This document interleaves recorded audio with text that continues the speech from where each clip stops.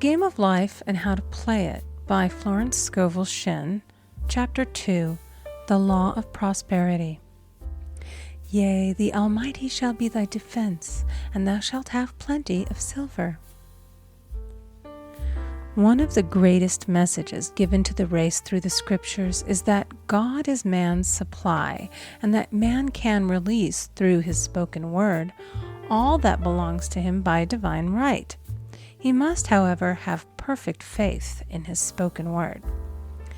Isaiah said, "My word shall not return unto me void, but shall accomplish that whereunto it is sent." We know now that words and thoughts are a tremendous vibratory force, ever molding man's body and affairs. A woman came to me in great distress and said she was to be sued on the 15th of the month for $3,000. She knew no way of getting the money and was in despair. I told her that God was her supply and that there is a supply for every demand. So I spoke the word. I gave thanks that the woman would receive $3,000 at the right time in the right way. I told her she must have perfect faith and act her perfect faith. The 15th came, but no money had materialized. She called me on the phone and asked what she was to do. I replied, "It is Saturday, so they won't sue you today. Your part is to act rich, thereby showing perfect faith that you will receive it by Monday." She asked me to lunch with her to keep her courage. When I joined her at a restaurant, I said, "This is no time to economize. Order an expensive luncheon and act as if you have already received the $3,000. All things whatsoever ye ask in prayer, believing ye shall receive." You must act as if you had already received. The next morning, she called me on the phone and asked me to stay with her during the day. I said, "No, you are divinely protected and God is never too late." In the evening, she phoned again, greatly excited, and said, "My dear, a miracle has happened. I was sitting in my room this morning when the doorbell rang. I said to the maid, 'Don't let anyone in.' The maid, however, looked out the window and said, 'It's your cousin with the long white beard.' So I said, 'Call him back. I would like to see him.' And he was just turning the corner when he heard the maid's voice, and he came back. He talked for about an hour, and just as he was leaving, he said, 'Oh, by the way, how are finances?' I told him I needed the money, and he said, 'Why, my dear, I will give you $3,000 the first of the month.' I didn't like to tell him that I was going to be sued. What shall I do? I won't receive it till the first of the month, and I must have it tomorrow. I said, 'I'll keep on treating.' I said, 'Spirit is never too late. I give thanks that she has received the money on the invisible plane and that it manifests on time.' The next morning, her cousin called her up and said, 'Come to my office this morning, and I will give you the money.' That afternoon, she had $3,000 to her credit in the bank and wrote checks as rapidly as her excitement would permit. If one asks for success and prepares for failure, he will get the situation he has prepared for. For example, a man came to me asking me to speak the word that a certain debt would be wiped out. I found he spent his time planning what he would say to the man when he did not pay his bill, therefore neutralizing my words. He should have seen himself paying the debt. We have a wonderful illustration of this in the Bible, relating to the 3 kings who were in the desert, without water for their men and horses. They consulted the prophet Elisha, who gave them this astonishing message. "Thus saith the Lord, ye shall not see wind, neither shall ye see rain, yet make this valley full of ditches." Man must prepare for the thing he has asked for when there isn't the slightest sign of it in sight. For example, a woman found it necessary to look for an apartment during the year when there was a great shortage of apartments in New York. It was considered almost an impossibility, and her friends were sorry for her and said, "Isn't it too bad? You'll have to store your furniture and live in a hotel." She replied, "You needn't feel sorry for me. I'm a Superman, and I'll get an apartment." She spoke the words, "Infinite Spirit, open the way for the right apartment."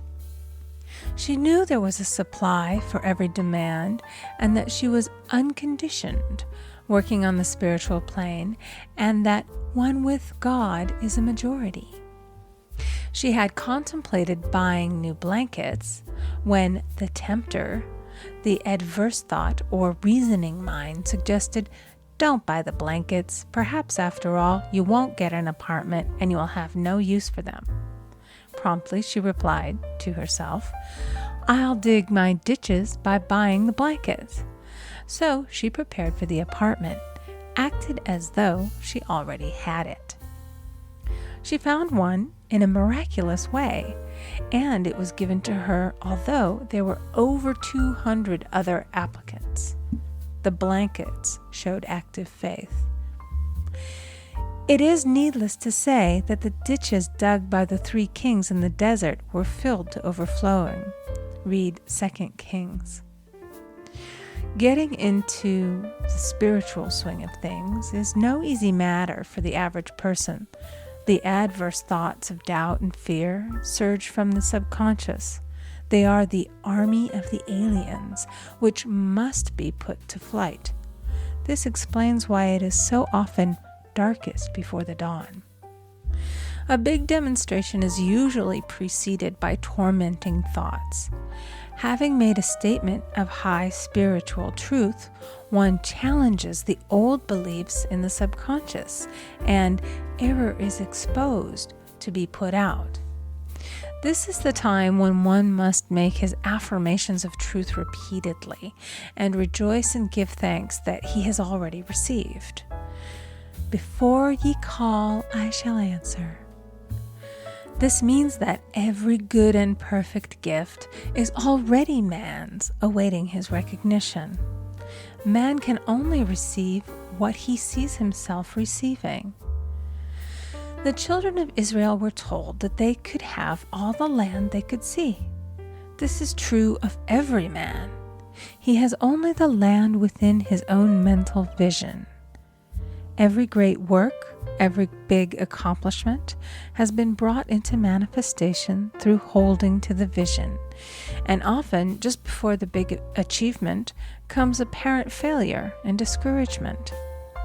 The children of Israel, when they reached the promised land, were afraid to go in, for they said it was filled with giants who made them feel like grasshoppers. And there we saw the giants, and we were in our own sight as grasshoppers. This is almost every man's experience. However, the one who knows spiritual law is undisturbed by appearance and rejoices while he is yet in captivity. That is, he holds to his vision and gives thanks that the end is accomplished. He has received.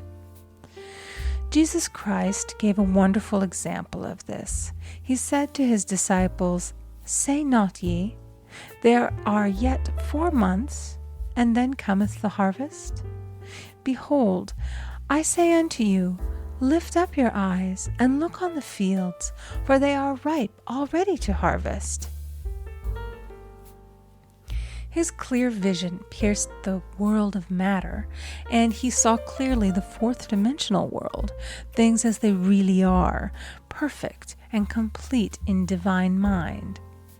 So man must ever hold the vision of his journey's end and demand the manifestation of that which he has already received. It may be his perfect health, love, supply, self-expression, home, or friends.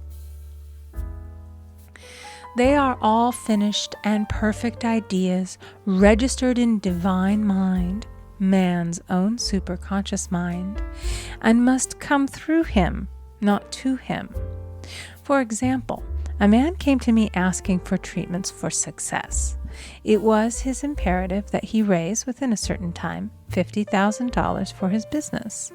The time limit was almost up when he came to see me in despair. No one wanted to invest in his enterprise, and the bank had flatly refused a loan. I replied, "I suppose you lost your temper while at the bank, therefore your power. You can control any situation if you first control yourself." "Go back to the bank," I added, "and I will treat." My treatment was, "You are identified in love with the spirit of everyone connected with the bank. Let the divine idea come out of this situation." He replied, "Woman, you are talking about an impossibility. Tomorrow is Saturday. The bank closes at 12, and my train won't get me there until 10, and the time limit is up tomorrow, and anyway, they won't do it. It's too late." I replied, "God doesn't need any time and is never too late. With him, all things are possible." I added, "I don't know anything about business, but I know all about God." He replied, "It all sounds fine when I sit here listening to you, but when I go out, it's terrible." He lived in a distant city, and I did not hear from him for a week. Then came a letter. It read, "You were right.